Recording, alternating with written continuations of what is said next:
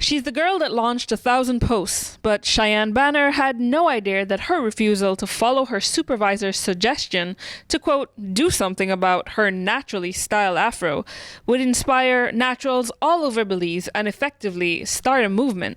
And among the hashtag Belizean Afro posts, there were even snaps of some natural hair higher-ups, women like the Chief Justice, Michelle Arana, and PUP Senator Isabel Bennett. I caught up with Bennett this afternoon to have a chat about what was once the taming of the kink and why she believes it's got to stop. But it's kind of something that we do to our black girls, if I could use that word. And we put them through a rite of passage kind of thing. It's going to high school now, you have to have your hair straight kind of thing.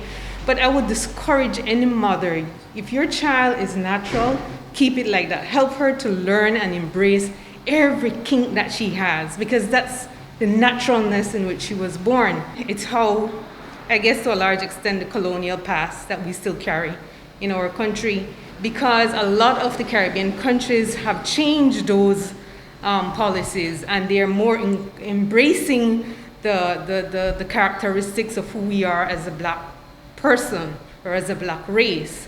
So yes, some people will have that, and so it therefore means that we need to go back and revise any kind of document that may speak to those kind of trends, because we need to liberate our people and not suppress. If it's time, it has long been, because I think just as with domestic violence, a lot of women that have kinky hair like mine are insulted or are threatened or at times intimidated by their employers, etc., even in their working environment, and they don't speak out about it.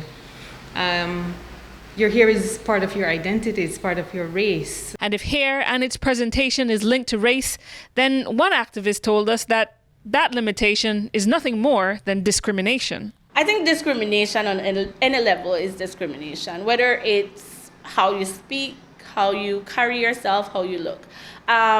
And I believe that if the story has that much validity that she's actually being targeted for her hair, that is something that should be championed. I was making mention earlier that it should be something that's a movement, because we have a lot of women here with natural hair.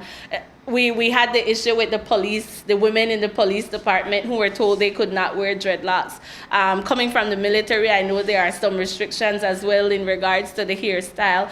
And I think the police department and the Belize Defense Force, those are strict entities. There's justification as to why your hair should be a certain way. However, if you're out there working and that is your that's your comfort zone, this is you embracing your blackness, this is you showing that I am a proud black woman, I think discrimination on any levels in regards to that is definitely condemned. Next, you'll hear she'll have to wear baggy clothes so her hips don't show or her breasts don't show. She's a woman and she's expressing herself from the tip of her hair to the tip of her toe. So she should not be discriminated or sanctioned for that. And despite the controversy going on at Belmopan City Council, wider society has embraced natural hair, with many believing that the variety being expressed is simply adding colors to the human rainbow. Before I had my natural hair, you would get the hiss and the huss from the men on the street kind of thing. But it's interesting now, the dimension is so wide that you get the compliment, and you get real, genuine compliment from men. Miss, I love your natural. Whoa, and it's like, well, thank you, sir. Thank you, sir. When I attend the Senate and I wear my hair in those particular afros, depending on the size, the style, etc., if I'm giving off that message, I am happy to do so, because then I hope that it's a liberating message to mothers, fathers, and girls who are coming up with my kind of kinky hair. Cherise Halsall, 7 News.